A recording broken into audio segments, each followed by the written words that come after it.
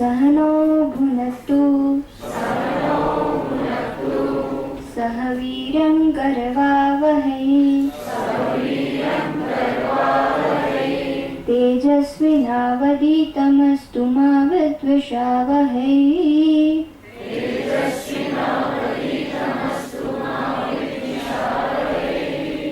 ॐ शान्ति शान्ति शान्तिः।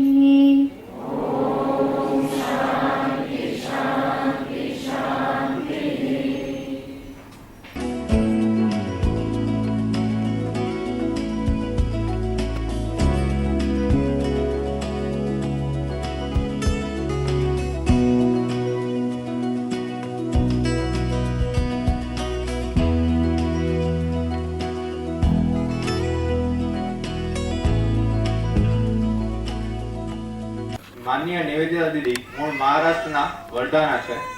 અભ્યાસમાં તેમણે બીએસસી, એમએ અને બીએડ કર્યું છે. 1977માં માત્ર 19 વર્ષની ઉંમરે તેઓ વિવેકાનંદ કેન્દ્રમાં જીવનવતી કાર્યક હતા. એટલે કે તેમણે પોતાનું આખું જીવન વિવેકાનંદ કેન્દ્રને સમર્પિત કરી દીધું. 1978 થી 1985 સુધી તેમણે દક્ષિણ તમિલનાડુના ગ્રામ્ય વિસ્તારમાં ગ્રામ્ય વિકાસ માટે કાર્ય કર્યું. 1981 થી 1994 સુધી તેમણે વિવેકાનંદ કેન્દ્ર વિદ્યાલય કન્યાકુમારી ખાતે પ્રિન્સિપાલ તરીકેની જવાબદારી નિભાવી. 1993 થી 2000 સુધી ગ્રામ્ય અને વનવાસી વિસ્તાર જેવા કે અંદોમાન નિકોબાર, આસામ, નાગાલેન્ડ અને અરુણાચલ પ્રદેશમાં આવેલી વિવેકાનંદ કેન્દ્રની 47 સ્કૂલોના અખિલ ભારતીય સેક્રેટરી હતા અને 2001 થી વર્તમાનમાં તેઓ વિવેકાનંદ કેન્દ્રના રાષ્ટ્રીય ઉપાધ્યક્ષ છે. તથા તેમની વિશેષ જવાબદારીમાં જીવનવતી કાર્યકર્તાઓનું પ્રશિક્ષણ, વિવેકાનંદ કેન્દ્ર ઇન્સ્ટિટ્યૂટ ઓફ કલ્ચર જે ગુવાહાટી સ્થિત છે તેનું કોઓર્ડિનેશન કરે છે. કન્યાકુમારીમાં વિવેકાનંદપુરમ ખાતે યોગ શિક્ષા શિબિર અને સ્પિરિચ્યુઅલ રિટ્રીટ શિબિરમાં તેઓ રેગ્યુલર ફેકલ્ટી છે. 1999માં યુનેસ્કો દ્વારા ઓસ્ટ્રેલિયાના ડાર્વિન મુકામે આયોજિત આંતરરાષ્ટ્રીય શિક્ષણ નિષ્ણાતોની મીટિંગમાં તેમણે એશિયા સ્પેસિફિક રીજન માટે ભારતને રિપ્રેઝેન્ટ કર્યું. દીદીએ અલગ અલગ વિષયો ઉપર ઘણી સંસ્થાઓમાં માર્ગદર્શન આપ્યું છે, જેમાં મુખ્ય અમુક છે આઈઆઈટી ચેન્નઈ અને Delhi, IISc Bangalore, Indira Gandhi medical college અને Mayo hospital Nagpur, rotary international conference વગેરે સામેલ છે. દીદી દ્વારા કુલ 12 પુસ્તકો લખવામાં આવ્યા છે, જેમાં મુખ્ય પુસ્તકો આ પ્રમાણે છે: યોગ the way of life, Swami Vivekananda અમેરિકામાં, the goal and the way જેનું ગુજરાતી ધ્યેય અને માર્ગ પુસ્તક, ભારત જાગો વિશ્વ જગા. વિવેકાનંદ કેન્દ્ર દ્વારા વિવિધ પ્રવૃત્તિ ચાલે છે. એમાંની એક પ્રવૃત્તિ છે સ્વાધ્યાય વર્ગ. તો એ સ્વાધ્યાય વર્ગના બહેનો નંદિનીબેન, વિભાબેન, નેહાબેન, શિવાનીબેન અને ધ્રુતિબેન આપણને સરસ મજાનું ગીત લેવડાવશે. એમની પાછળ આપણે ગીત दोहराओ.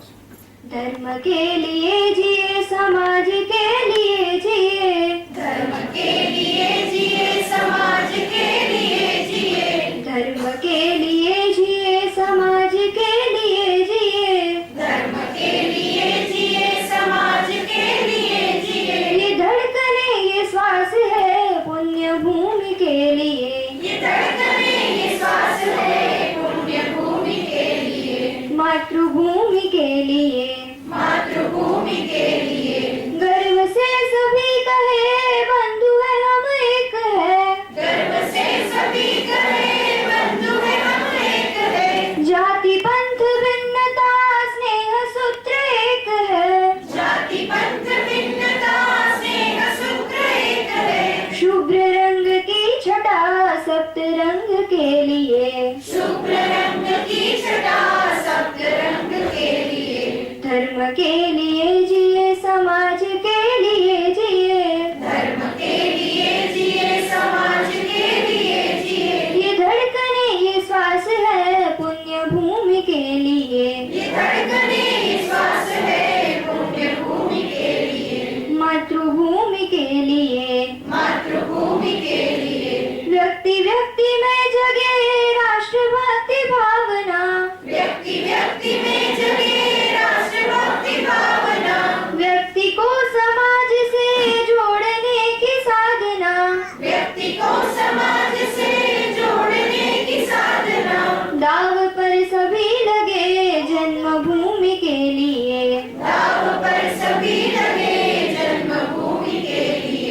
धर्म के लिए जिए, समाज के लिए जिए, धर्म के लिए जिए, समाज के लिए जिए। ये धड़कने ये श्वास है पुण्य भूमि के लिए, ये धड़कने ये श्वास है पुण्य भूमि के लिए, मातृभूमि के लिए, मातृभूमि के लिए। एक दिव्य ज्योति से असंख्य दीप जल रहे, एक दिव्य ज्योति से असंख्य दीप जल रहे। है कौन लो बुझा सके आंधियों में जो जले, ये कौन लो बुझा सके आंधियों में जो जले। तेज पुंज हम बढ़े तमस चीरते हुए, तेज पुंज हम बढ़े तमस चीरते हुए। धर्म के लिए जिए, समाज के लिए जिए, धर्म के लिए जिए, समाज के लिए जिए। ये धड़कने ये श्वास है पुण्य भूमि के लिए, ये धड़कने ये श्वास है पुण्य भूमि के लिए, मातृभूमि के लिए। मातृभूमि के लिए। મુખ્ય વિષય આપણો જેના માટે આપણે બધા એકઠા થયા છીએ. તો માનનીય નિવેદિતા દીદીને વિનંતી કરીશ કે આદર્શ પરિવાર અને આનંદમય બાળ ઉછેર એ વિષય ઉપર આપણને માર્ગદર્શન આપશે માનનીય નિવેદિતા દીદી. नामदार युवराज साहेब श्री माधका सिंह जी, माननीय नामदार युवराज साहिबा कादंबरी देवी जी, माननीय और श्रद्धेय प्रताप बा और यहाँ उपस्थित युवा दंपति सम्मेलन के लिए आए हुए युवा दंपति और सम्माननीय निमंत्रित बंधु भगिनी, आप सबको मेरा नमस्कार। स्वामी विवेकानंद के 150वीं जयंती में जो विविध कार्यक्रम हो रहे हैं उसमें यह युवा दंपति सम्मेलन कार्यक्रम का नाम सुनते ही बहुत सारे लोगों को थोड़ा आश्चर्य होता है। आश्चर्य इसलिए होता है कि स्वामी विवेकानंद एक सन्यासी और उस सन्यासी के 150वीं जयंती में युवा दंपतियों का सम्मेलन क्यों, यानी सन्यासी का और युवा दंपतियों का उस दृष्टि से क्या संबंध है, ऐसा प्रश्न कभी कभी मन में आता है, लोग पूछते भी है। तो हम जानते हैं कि स्वामी विवेकानंद ऐसे सन्यासी थे कि जिन्होंने समाज में ही जीवंत ईश्वर को देखा और जिन्होंने यह भी देखा कि पूरी मानवता को, मानव समाज को यदि आध्यात्मिक मार्गदर्शन करना है तो वह करने के लिए जिस देश ने हजारों वर्षों से उन विचारों को समझा है, संवर्धन किया है, जीवन में लाया है, चाहे आज वो धुंधले स्वरूप में हो सकता है, लेकिन ये इसी राष्ट्र का नियत कार्य है कि वह बाकी देशों को, मानव समाज को आध्यात्मिक क्षेत्र में मार्गदर्शन करे। और ऐसा यदि करना है तो समाज उस दृष्टि से, वैचारिक दृष्टि से सुस्पष्ट, आध्यात्मिक दृष्टि से सुसंपन्न, संस्कारक्षम ऐसा उभरना है। और हम जानते हैं कि समाज का जो बेसिक यूनिट है, घटक है, वह परिवार है, वह व्यक्ति नहीं है, वह परिवार है। और इसीलिए परिवार बहुत महत्व का होता है। यदि हमारे परिवार योग्य दृष्टि से चलते हैं तो हमारा समाज निश्चित ही जीवन में आर्थिक सुसंपन्नता और अध्यात्म, इनका संगम कैसे करना, विज्ञान और अध्यात्म इसका संगम कैसे करना, वैयक्तिक विकास और सामाजिक प्रतिभा, इन दोनों को आगे कैसे बढ़ाना, इन सब का संगम कैसे करना, ये यदि परिवार में हम समझते हैं तो समाज में वह निश्चित रूप से प्रकटित होगा। और उसी दृष्टि से जिनका अभी पूरा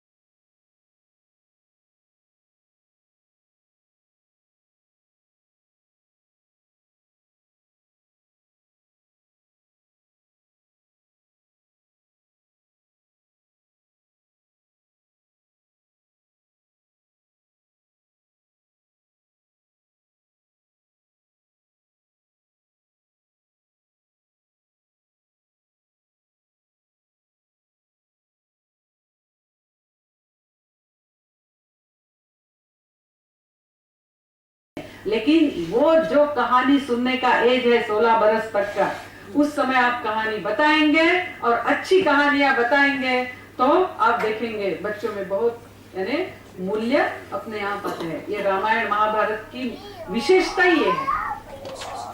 तो ये तीसरा प्रजननम में, और यानी ये 3 बातें यदि हम करते हैं तो भी बहुत कुछ हो पाएगा। और वैवाहिक जीवन का यानी गृहस्थाश्रम का जो तीसरा ध्येय है वह है समाज धारणा, यानी हर परिवार ये समाज को ठीक रखने का भी दायित्व निभाना चाहिए, क्योंकि वो समाज का घटक है। यानी हम कहते हैं ना कि ये पूरा विश्व ही हमने कैसे देखा है, तो एक का ही अनेक आविष्कार, यानी व्यक्ति करके नहीं है, व्यक्ति का ही विकसित स्वरूप, बड़ा स्वरूप ये परिवार है, परिवार का ही और विकसित स्वरूप ये समाज है, समाज का ही और विकसित बड़ा स्वरूप ये राष्ट्र है, और राष्ट्र का ही और विकसित स्वरूप ये मानव समाज और बाद में पूरी सृष्टि है। हम सब एक दूसरे से जुड़े हुए हैं। आज पर्यावरण शास्त्र ये मानता है, आज समाज शास्त्र भी ये मानने लगा है, विज्ञान तो मानता ही है, न्यूक्लियर फिजिक्स ये मानता है, यानी ये समझा है, यानी ये हम सब एक दूसरे से जुड़े हुए हैं। और इसीलिए सिर्फ मैं ही सुखी हूँ और बाकी समाज में जो भी है होने दो, मेरे दादा दादी नाना नानी या भैया वगैरह उनके बारे में मेरी कोई जिम्मेदारी नहीं है। मैं मेरी पत्नी और बच्चे या मैं मेरे पति और बच्चे हम सुखी हो जाएंगे तो सब ठीक हो जाएगा, ऐसा यदि हम सोचने लगते हैं तो बाद में वो तोड़ने वाला विचार परिवार में भी आएगा, परिवार टूटने लगेंगे, व्यक्ति में आएगा, शरीर मन बुद्धि एक साथ नहीं रहेंगे, सोना चाहते हैं सो नहीं सकते हैं, ऐसी स्थिति हो जाएगी। शरीर सोना चाहता है, मन सोने नहीं देता है, विघटन विघटन विघटन होता जाएगा। और ये फिर से जोड़ने का जो कार्य है, एकात्मता लाने का, आत्मीयता लाने का जो कार्य है, वो इस भारत राष्ट्र को करना है।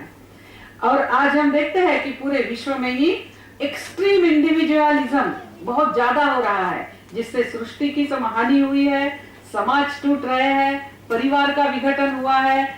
और फिर वहां के पश्चिम के राज्यों ने तो वेलफेयर स्कीम्स लगाई कि हम हर व्यक्ति का देखभाल करेंगे, यदि अनएम्प्लॉयड है हम देखभाल करेंगे, डिस्ट्रीब्यूट है ऑर्फन है हम देखभाल करेंगे। लेकिन ये कितनी देर तक? आज सारे वेस्टर्न कंट्रीज की समस्या ये है कि उनकी वेलफेयर स्कीम में इतना पैसा खर्च हो रहा है तो वो कमीशन के आफ्टर कमीशन बिठा रहे हैं, इंक्लूडिंग यूएसए, कि हम क्या करना है। और वो कहते हैं ये प्राइवेटाइज कीजिए, ये दायित्व परिवार का बनाइए। कैसे बनाएंगे? परिवार ही बचे नहीं। यानी ये समझ, इसीलिए आज समाज शास्त्र भी इसको मानने लगा है। और मैं और मेरा विकास होना है, बाकी सब जो भी हो, ऐसा जब कोई व्यक्ति सोचता है, मैं या मेरा परिवार का ही सिर्फ विकास होना है, तो वो यानी शरीर के कैंसर जैसा है। शरीर में कैंसर यानी कोई बाहर का रोग नहीं है, शरीर की ही कोई कोशिका वो शरीर के अनुशासन को तोड़ देती है। वो कहती है कि बस मैं वेग से बढ़ूंगी, और वो कोशिका का जो मल्टीप्लिकेशन होने लगता है वही कैंसर से, वही कैंसर जो पूरे शरीर को नष्ट करता है, फिर वो भी नहीं रहता है। उसी प्रकार परिवार समाज का अंग है। यदि हम समाज का विचार नहीं करेंगे, सिर्फ अपने ही बारे में सोचेंगे, तो समाज टूटने वाला है। समाज टूटेगा तो हम जानते हैं, आज कभी कभी सारे समाचार पढ़कर हम व्यथित होते हैं कि क्या हमारी बेटियां सुरक्षित नहीं है, क्या हमारे बेटे सुरक्षित नहीं है, हमारे बच्चे बड़े होने वाले हैं, यही विवाह करने वाले हैं, व्यवसाय नौकरी करने वाले हैं, उनको बेटे होने वाले हैं, हमारे पोते सुरक्षित रहेंगे। यदि समाज सुरक्षित है, एक दूसरे से जुड़ा है, तभी परिवार भी सुरक्षित रहेगा, परिवार के बच्चे भी सुरक्षित रहेंगे। और इसीलिए हर परिवार को अपना समाज के प्रति जो दायित्व है वो पूरा करना है। यानी कुछ ना कुछ मेरा तन मन धन इस समाज की भलाई के लिए लगना है। मेरा थोड़ा बहुत निश्चित समय, उससे मुझे कुछ नहीं मिलेगा, कोई वेतन नहीं मिलेगा, कोई प्रमाण पत्र या सर्टिफिकेट नहीं मिलेगा, प्रशस्ति पत्र नहीं मिलेगा, मेरा नाम नहीं होगा, लेकिन मैं समाज के लिए कोई निश्चित दायित्व लेकर मैं कुछ काम करूं, कुछ बच्चों को पढ़ाऊं, या जैसे विवेकानंद केंद्र जैसे अनेक संगठन हैं, मैं किसी संगठन के साथ जुड़कर उस संगठन का कार्यकर्ता बनकर कुछ काम करूं, मैं मेरा समय दूं, मेरी ऊर्जा दूं, मेरा धन थोड़ा बहुत सामाजिक अच्छे कार्य में लगना चाहिए।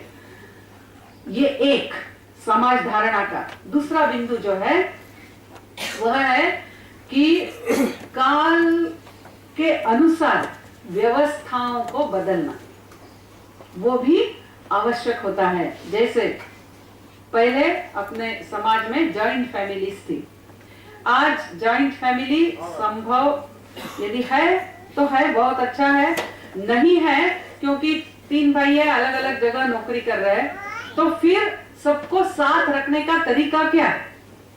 क्या हम ऐसे कुछ उत्सव, कुछ विशेष ये निश्चित करते हुए सारे बच्चों को एक साथ रहने का अनुभव देना ही है, ऐसा कुछ हम अपने परिवार में करें? यदि हमारे ऐसे कोई पास के कोई रिश्तेदार है ही नहीं तो ठीक है, अपने ही मित्र ऐसे कुछ हो कि जो हम साथ में रहेंगे, साथ में खाना पकाएंगे, 2-3 दिन बच्चों को एक साथ रहना आना होगा।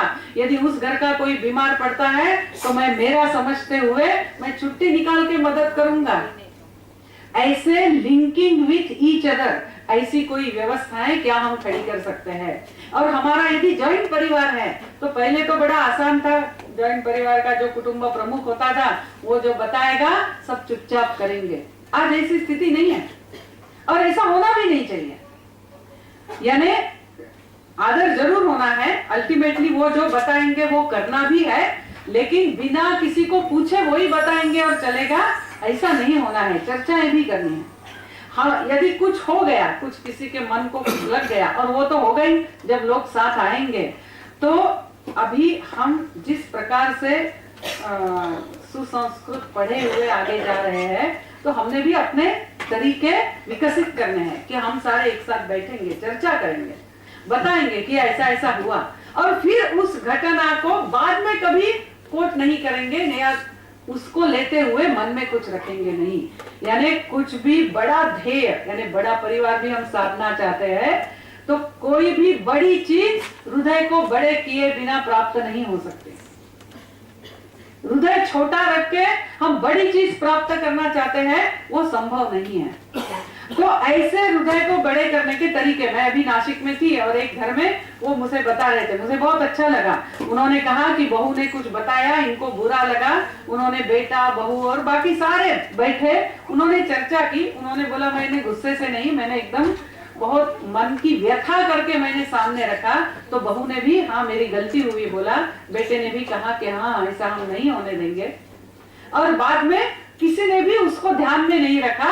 बाद में फिर से बड़े प्रेम से पूरा परिवार आगे जा रहा है। ऐसे हमें भी तरीके खोजने होंगे, यानी अपनी व्यवस्थाओं को ठीक रखने के लिए। दूसरा कि पहले अपनी स्त्रियों की इतनी पढ़ाई नहीं होती थी, आजकल वो पढ़ी लिखी होती है, लेकिन हमारे घर में स्त्री ने नौकरी करने का रिवाज नहीं है। ठीक है, वो नहीं करे, लेकिन वो सिर्फ घर में ही रहे, ऐसा आग्रह हमने करना है क्या कि वो जो पढ़ी लिखी है, उसकी जो प्रतिभा है, वो समाज के किसी अच्छे कार्य में लगे। इसीलिए चाहे 2 घंटे हो, 3 घंटे हो, वो किसी ऐसे अच्छे कार्य में, यानी हम अपनी प्रतिष्ठा रखें कि नहीं हमें इसके लिए कोई वेतन नहीं चाहिए, लेकिन वो आएगी और 3 घंटे आपके विद्यालय में उसकी ये विशेषता है, वो 3 घंटे बच्चों को सिखा के वापस आएगी, या इस गरीब बच्चों के लिए वो कुछ करेगी, या इस संगठन के इस कार्य में वो कुछ करेगी। हमारी बहू, हमारे घर की स्त्रियां वो भी समाजोन्मुखी हो, वो भी राष्ट्रबोध से अपने घर को चलाए। ये तभी संभव होगा जब वो राष्ट्र की कोई सक्रिय घटक करके कार्य कर रही है, तभी वो राष्ट्रीय बोध से अपने बच्चों को भी बड़ा कर सकते हैं। यानी आज ऐसे काफी सारे अलग अलग स्थिति आई है। ऐसे समय में हम बच्चों को, हम अपने परिवार को, अपनी पारिवारिक व्यवस्थाओं में क्या क्या बदलाव लाने हैं, क्या करना है, ये सोच समझ के चर्चा करते हुए, चिंतन करते हुए नए मार्ग ढूंढना, नए मार्ग प्रशस्त करना, ये भी कार्य होता है। यानी काल के अनुसार सनातन तत्वों को उस युग के अनुसार ढालने के लिए नए युग धर्म खोजना, ये भी अपना कार्य होता है, ये भी गृहस्थ का कार्य होता है, क्योंकि वही समाज की धारणा करने वाला होता है। और ऐसा चिंतन हम करें, फिर लगता है बाप रे ये इतना सारा बड़ा कौन करेगा, अपना परिवार चलाए और हम चुपचाप घर में बैठे रहे। ठीक है, आज शायद आपकी पत्नी चुपचाप सुन लेगी आप जो बता रहे हैं और घर आपका चल जाएगा, लेकिन अगली पीढ़ी में ऐसा नहीं होने वाला है। तब हमने उनको क्या व्यवस्था दी कि परिवार टूटते जाएंगे।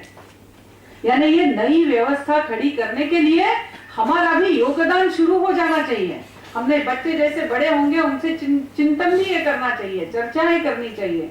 यानी ये समाज धारणा का दूसरा बहुत महत्व का अंग है। और भारतीय संस्कृति की ये विशेषता रही है कि वो काल के अनुसार नई नई व्यवस्थाएं करते हुए, लेकिन अपने सनातन तत्वों को कायम रखते हुए चलती आ रही है। इसीलिए ये नित्य नूतन चिर पुरातन ऐसी संस्कृति हुई है। और ये कार्य आज हमें करना है। और दूसरा, हमारे लिए बहुत समस्या इसलिए है कि हमारी शिक्षा सारी मैक्याले की हुई है। हमारे संस्कृति के मूल तत्व हम जानते ही है, ऐसा नहीं है, लेकिन हमें ये सब करना होगा। यदि हमारे बच्चों को हम कपड़े देते हैं तो अच्छे बेस्ट कपड़े in our budget we give them, whatever is our budget the best thing we give them. खाना पकाते हैं, ऐसा कोई माँ बोलती नहीं है कि बेटा आज का चावल जो है ना वो सिर्फ 50% पका है, खा लो।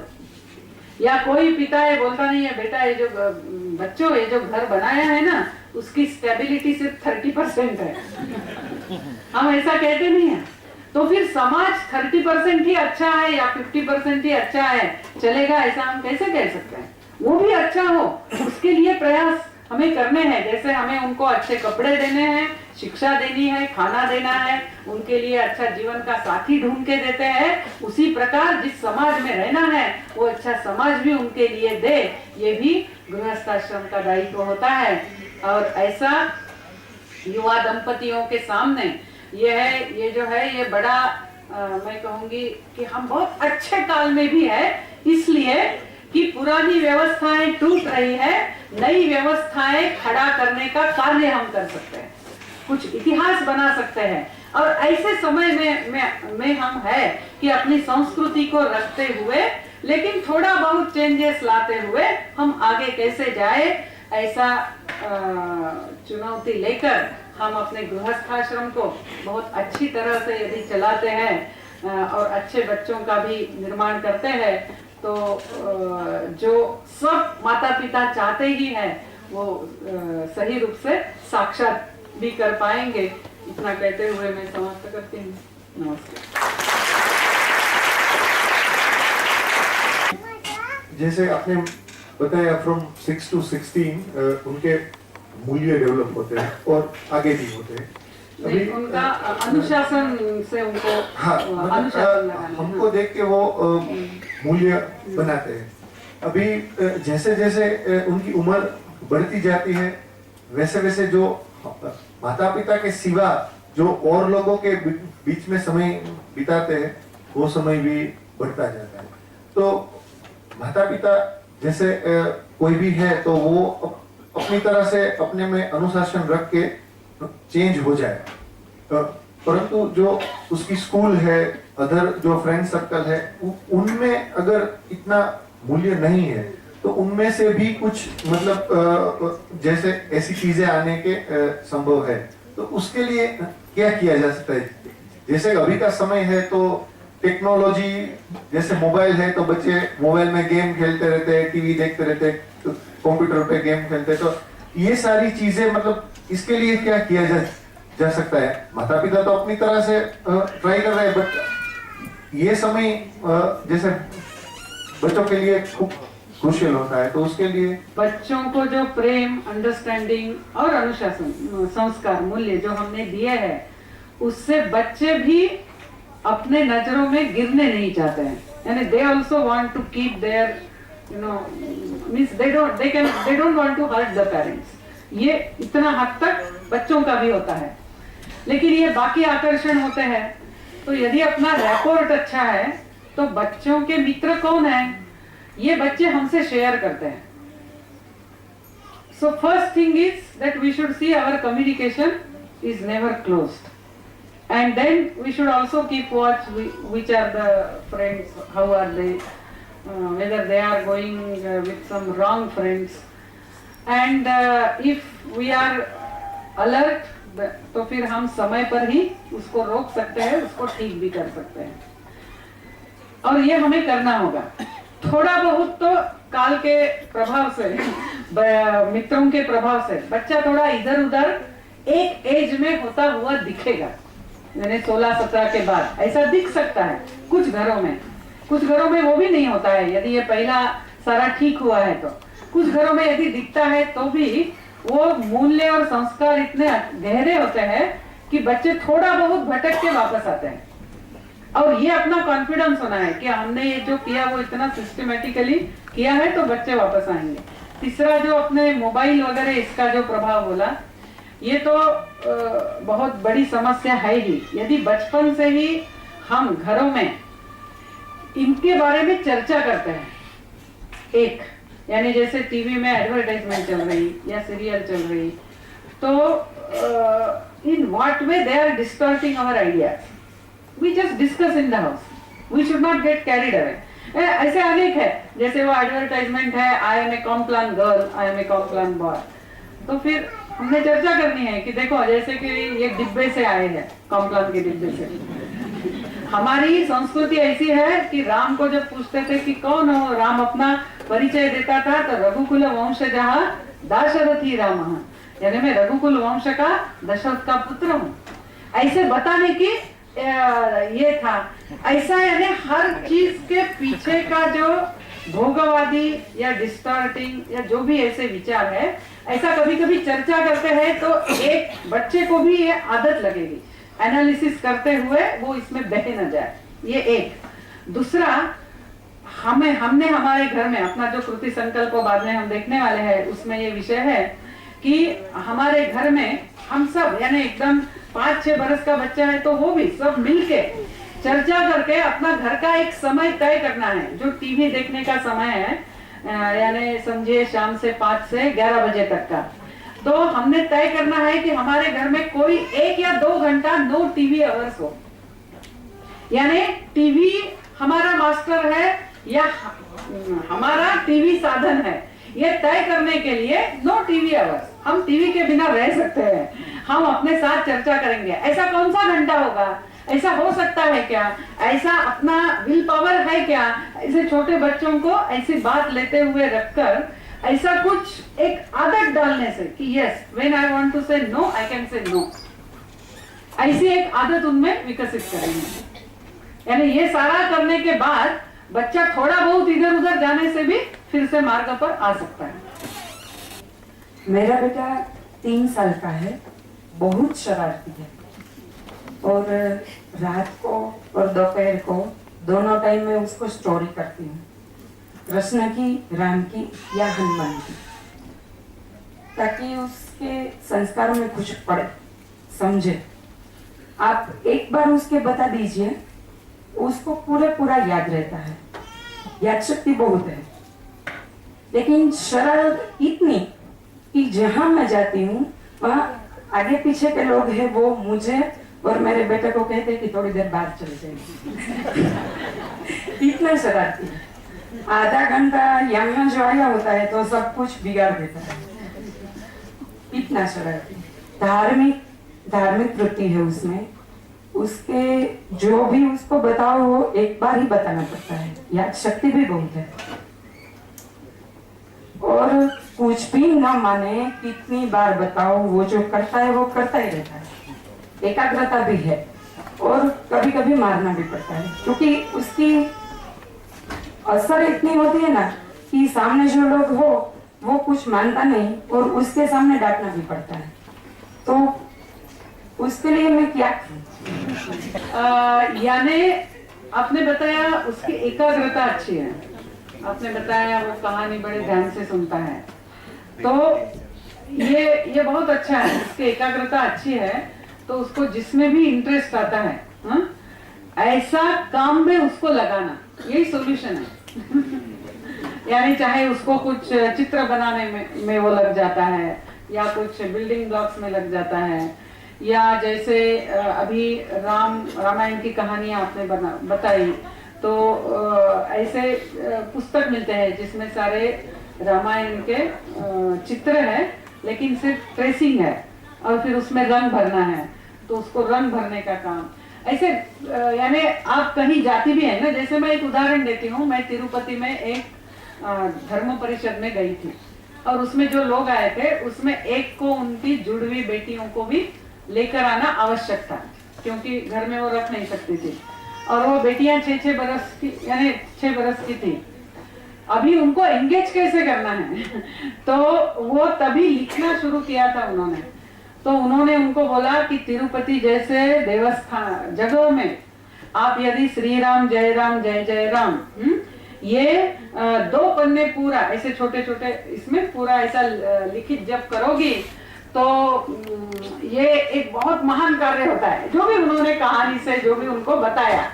और जब परिषद चल रही थी, ये 2 लड़कियां बैठ के लिखित जप कर रही थी यानी आपको ऐसा कुछ ढूंढने पड़ेंगे तरीके, यानी उनको काम में लगाना पड़ेगा। आप चुपचाप बैठे बोलने से वो कभी संभव नहीं होगा, क्योंकि उसमें बहुत ऊर्जा है, वो दौड़ना चाहता है, ये कुछ करना चाहता है, तो उसके सारी ऊर्जा को चैनलाइज कर पाए, उसको स्कोप मिले, ऐसी एक्टिविटीज आपने पहले ही ढूंढ के रखनी है। यानी आप कहीं जा रहे हैं तो उनको क्या क्या उसको क्या क्या काम देंगे, ये पहले ही ढूंढ के रखना है।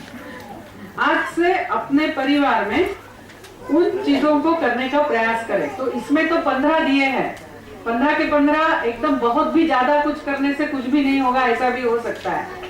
इसीलिए जो ऑलरेडी आप घर में कर रहे हैं वो तो जरूर कीजिए ही इसमें से, और जो नहीं कर रहे हैं उसमें से कोई 3 संकल्प आप पति पत्नी चर्चा करते हुए आपके परिवार के लिए कीजिए। यानी 3 ही संकल्प, जो कर रहे हैं वो तो कर ही रहे हैं। तो मैं एक बार सिर्फ थोड़ा उसको समझा दूंगी यदि कहीं आवश्यक है तो। एक है कुल देवता की नियमित पूजा, यानी अपने बच्चों को अपनी कुल देवता कौन है वगैरह और घर में उसकी पूजा। परिवार के सभी सदस्यों का ध्यान और व्यायाम, यानी घर में व्यायाम भी करना है, क्योंकि आज की अपनी लाइफस्टाइल ऐसी है, हम जो खाते हैं और लाइफस्टाइल दोनों के कारण आरोग्य की समस्याएं बढ़ रही है। तो व्यायाम करना ये अपना छंद हो जाना चाहिए, यानी we should be possessed with it. वो किए बिना हमें अच्छा नहीं लगता, और ये बच्चों की भी आदत होनी है। दूसरा, रोज थोड़ी देर के लिए ध्यान कि मैं ईश्वर स्वरूप हूँ, मेरे अंदर सारी शक्ति है, इधर उधर थोड़ा कुछ बिगड़ने से कोई दुनिया यानी कोई आकाश गिरने वाला नहीं है। अभी प्रताप बा मुझे यही बोल रही थी कि मैंने इतने बरस स्कूल में काम किया, तब मैंने कभी एक भी बच्चे ने आत्महत्या की ऐसा सुना नहीं था, लेकिन आजकल ये सुनने के लिए मिलता है। यानी हम थोड़ा भी कुछ होने से इतने विचलित होते हैं कि आत्महत्या कर देते हैं। तो ऐसा न हो, इसके लिए ये ध्यान और व्यायाम। फिर दूसरा, हफ्ते में एक बार अपने घर में थोड़ा भजन, 20 मिनट हो 15 मिनट हो, लेकिन घर के सारे लोग बैठना है और सारे आना है। तो आप उस प्रकार से समय तय कीजिए, लेकिन सब लोग बैठते हुए थोड़ा भजन और थोड़ा सा स्वाध्याय, चाहे भगवत गीता हो, अपने संतों का साहित्य हो, तो उसमें से कुछ पढ़ना, उसके ऊपर चर्चा करना, ज्यादा से ज्यादा आधा घंटा और ज्यादा नहीं, क्योंकि बहुत कुछ करने से फिर कुछ भी नहीं होगा। शुरू में 2 बार करेंगे और बाद में कुछ नहीं करेंगे, इसीलिए बहुत निश्चित रूप से आधा घंटा हफ्ते में एक बार। बच्चों को रामायण, महाभारत, अपने सारे संत और स्वतंत्रता सेनानियों की कहानियां बताना, उसके पुस्तक अपने घर में रखना। घर में घर की परंपरा और पूर्वजों के जीवन की प्रेरक घटनाएं, ये भी अपने बच्चों को मालूम होनी है।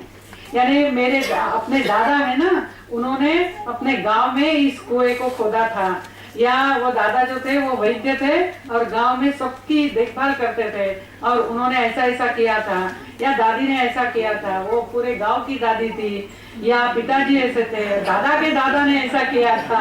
हाँ, ये सारी बातें अपने बच्चों को मालूम होनी है। जैसे कल हम युवराज जी के यहाँ गए थे और वो बता रहे थे कहानियां, बहुत अच्छा लगा। मैंने कहा इसका संकलन है क्या, वो बता रहे थे हाँ है, लेकिन सिर्फ गुजराती में है। तो ये हर परिवार में ऐसे ऐसे लोग हैं कि जिन्होंने अच्छा कार्य किया है। कल्पना कीजिए अपने परिवार के पूर्वजों ने कितनी सारी मेहनत से अपनी संस्कृति को भी जीवंत रखा है। तो ऐसा कुछ पता करना, बच्चों को बताना, ये भी, और अपने घर में क्या क्या परंपरा है, अपने घर की विशेषता क्या है। जैसे एक घर में मैं गई थी और वहां पानी पी रही थी, छोटा सा बच्चा था वहां, उसने बोला नहीं हमारे घर में कोई भी खड़ा होके पानी नहीं पीता है। छोटी सी बात थी, लेकिन यानी ऐसा थोड़ा घर के बारे में कुछ तो भी पहचान ये भी बच्चों को हमने देनी है। घर में टीवी, हाँ वो जो मैंने बताया, नो टीवी अवर्स। फिर अपनी संस्कृति और राष्ट्र के विषय में बताने वाले मैगजीन अपने घर में होने। हमने सो कॉल्ड प्रतिष्ठा में जाना नहीं है कि हमारे घर में फेमिना होना है, स्टार डस्ट होना है वगैरह। ये घर में ऐसे मैगजीन रखने भी नहीं है। तो अच्छे विचार बताने वाले मैगजीन अपने घर में जरूर होने हैं। यानी टी पॉय पे, टेबल पे ऐसा दिखता है तो आते जाते कुछ ना कुछ, कोई ना कोई तो उससे पढ़ता है और कुछ ना कुछ अंदर जाता है। घर में अमृत सुरभि की शुरुआत, अमृत सुरभि यानी ये द्रौपदी को जो पात्र मिला था ना, अक्षय पात्र, उसका नाम है। तो अपने यानी घर में ये कैसे करना, तो रोज जो हम खाना खाते हैं तो हमें तो खाना मिल रहा है, लेकिन हमारे कारण किसी एक भूखे पेट के लिए खाना मिले। पहले तो ऐसे भूखे की खोज में जाके उनको खाना देते थे, अभी आजकल तो वो संभव नहीं। तो इसीलिए हम खाना बनाते समय एक मुट्ठी चावल या गेहूं निकाल के अलग रख देना है, प्रार्थना करते हुए कि सबका भला हो, सबको खाने के लिए मिले। और जैसे ही वो थैला भर जाता है, हम जानते हैं कहीं जहाँ कोई गरीब होते हैं या हमारे पहचान के कोई होंगे या कोई अनाथालय होगा, उधर जाके इस धान्य को दे देना है। अरे हमें खाना मिल रहा है तो किसी और एक को खाना देना। ये जो अपने वेद काल से आया हुआ जो संस्कार है, अन्नम बहुकुर्वीत अन्नम दद्यात, अन्नम न निंद्यात वगैरह, ऐसा सारा अन्न के बारे में जो है। तो ये अपने उत्सव अर्थपूर्ण रीति से बनाना, अपने हर उत्सव के पीछे निसर्ग के प्रति कृतज्ञता, श्रद्धा भाव ऐसा है। आज उस प्रकार से हम उस उत्सव को मना रहे हैं क्या, या निसर्ग की रक्षा, ये भी भाव है। तो ऐसा मनाने के लिए हम क्या करें। जैसे एक शादी में मैं गई थी, मुझे बहुत अच्छा लगा। नहीं तो हम शादी में मिठाई वगैरह ऐसा कुछ तो भी साथ में देते हैं, या कुछ तो भी मेमेंटो जैसा देते हैं। उन्होंने अच्छे वृक्ष छोटा वो इसमें डालते हुए दिया और सबको आग्रह किया कि ये जाके आप लगाइए। यानी ऐसे नए नए हमें सोचना है कि जिससे अपने सृष्टि की रक्षा, अपने समाज की रक्षा होगी, ऐसा क्या हो सकता है। तो ऐसे अपने उत्सवों को अर्थपूर्ण रीति से मनाना। वर्ष में एक बार घर के बच्चे, माता पिता, दादा दादी, ये सब तीर्थ यात्रा में जाना। लेकिन कैसी तीर्थ यात्रा, तो जहां कोई अच्छा समाज के लिए कार्य हो रहा है, यानी अच्छे सकारात्मक कार्य हो रहे हैं, ऐसे जगह पे जाना। ये इसलिए आवश्यक है कि हमारे प्रसार माध्यमों में हमें सारा निगेटिव ही बताया जाता है अपने देश के बारे में, लेकिन इतना अच्छा काम भी अपने देश में हो रहा है। तो बच्चों का जो विश्वास है इस राष्ट्र और संस्कृति के बारे में, वो भी पक्का करना ये अपना दायित्व होता है। तो एक तो सब साथ रहने का भी ये होगा। बरस में एक बार तो कम से कम बाहर निकालना है। एकदम दुकान बंद करना पड़े तो करना है, छुट्टी विदाउट पे लेनी पड़े तो लेनी है, लेकिन कम से कम 7-8 दिन का ऐसा एक कार्यक्रम बनाते हुए सब एक साथ रहते हुए जाके आना है।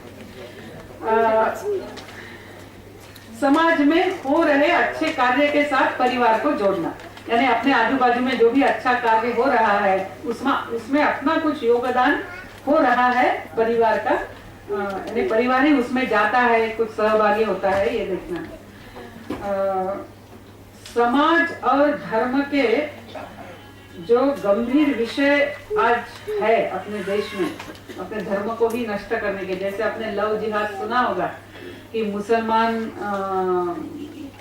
जो लड़के हैं उनको ये लालच दिखाई जाती है कि आप किसी हिंदू या सिख लड़की को प्रेम का नाटक करते हुए अपने जाल में फंसाते हैं तो तुमको बिजनेस शुरू करने के लिए पैसा देंगे, किसी बाइक खरीदने बाइक के लिए पैसा देंगे और उससे शादी करो, बाद में चाहिए तो तलाक भी दे दो। पहले उसको मुसलमान करो, फिर चाहिए तो तलाक भी दे दो, चलेगा, लेकिन हिंदू लड़कियों को लेकर आना है। तो वो प्रेम का नाटक कर दे, या केरला वगैरह जहाँ जहाँ आतंकवाद है वहां तो ये भी किया जाता है कि उन लड़कियों को पहले मुसलमान बनाते हैं, बाद में उनको बार बार ये सारी जिहादी कैसेट्स दिखाते हुए फिर उनको ये सारा शस्त्र अस्त्र लाने का या जो भी सारा जिहादी काम है उसमें उनको लगाते हैं, यदि वो बदल जाती है तो ये केरल में ऐसी एक लड़की भागकर वापस आई और उसने बताया कि वहाँ काफी सारी लड़कियां हैं जिनका ये जिहाद के लिए प्रशिक्षण हो रहा है, वो सारी हिंदू लड़कियां हैं। तो पहले विश्वास नहीं किया, फिर सरकार ने ही यानी ऑर्डर दी कि इसकी खोज होनी चाहिए और फिर ये सब किया तो बाहर निकला हर बरस सिर्फ केरल में ऐसी 5000 लड़कियां जाती हैं। ये स्थिति है और एक बार वो प्रेम हो गया तो फिर तो आप लड़की को कितना भी बताइए उसके दिमाग में जाएगा नहीं, क्योंकि उस समय तो वो उसमें बह गई है। लेकिन हम पहले ही बताते हैं कि देखो ऐसा ऐसा चलता है, ये आतंकवादी अपने ही मुस्लिम समाज के लड़कों को भी अपने जाल में ऐसे फंसा रहे और बाद में वो लड़कियों को फंसा रहे। तो ये यदि हम उनको बताते हैं तो अपनी लड़कियां शुरू से ही सतर्क रहेगी, यानी पहले ही हमने उनको वो उसमें न फंसे ऐसी तैयारी करना। तो ऐसी अनेक बातें हैं, यानी अपने बच्चे जैसे इन्होंने बताया क्रिश्चियन स्कूल में वो काम करती है, तो अपने बच्चे जब क्रिश्चियन स्कूलों में हॉस्टल में जाकर रहे और पढ़ाई कर रहे हैं, कभी उनको भी कन्वर्ट करने के प्रयास किए जाते हैं। और यदि अपना लड़का तैयार हो जाता है कि हाँ वो कन्वर्ट होगा, तो जब वो वापस आता है तब घर में जाते समय उसको बताया जाता है। ये मैंने बहुत अध्ययन किया है क्योंकि कन्याकुमारी एक क्रिश्चियन मेजॉरिटी जिला है और बहुत सारे वहाँ के फादर नन और क्रिश्चियंस मेरे बहुत क्लोज मित्र है, तो उनसे भी चर्चा करते हुए तो फिर वो उनको बताते हैं अभी जब तुम वापस जाओगे तो अब तक तो तुम शैतान के मार्ग पर थे, अभी तुम भगवान के मार्ग पे आ रही हो, गॉड के मार्ग पे, ट्रू गॉड के मार्ग पे, तो इसीलिए शैतान आपको खींचने का प्रयास करेगा, तो आपको सतर्क रहना है।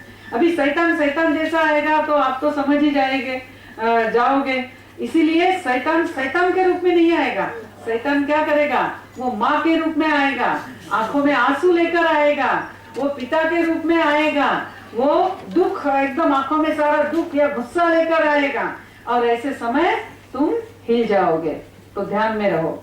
और अभी ये घर आता है, फिर माँ रोने लगती है, दादी खाना छोड़ती है, दादा कोने में बैठ जाते हैं, पिताजी अस्वस्थ हो जाते हैं, लेकिन उसको सब में शैतान दिखता है, उसको माँ नहीं दिखती, माँ के आंसू नहीं दिखते, क्योंकि उसको ऐसे तैयार किया गया है। जब हम अपने बच्चों को हॉस्टल में भेज रहे हैं, हम कभी ये बताते नहीं है कि ठीक है जीसस क्राइस्ट के खिलाफ हम कोई नहीं है, स्वामी विवेकानंद भी नहीं थे, वो तो कहते थे वो मेरे सामने आए तो मैं उनके पांव मेरे हृदय के रक्त से धोऊंगा। लेकिन जब ये कोई आके बताता है कि आपके भगवान शैतान है और मेरा ही भगवान सही भगवान है, तो ये गलत है और इसको मैं मानता नहीं, ये गलत है। तो अपना भी यही कहना है कि अपने बच्चे अपनी परंपरा में बड़े हो और अपनी परंपरा से, अपनी संस्कृति से न टूटे। और इसके लिए जब हम उनको यदि ऐसे स्कूलों में, कॉलेजेस में, हॉस्टल में भेज रहे, तो हमने उनको ये सारा तैयार करना है, यानी कन्वर्शन करते हैं, क्यों करते हैं, कैसा होता है।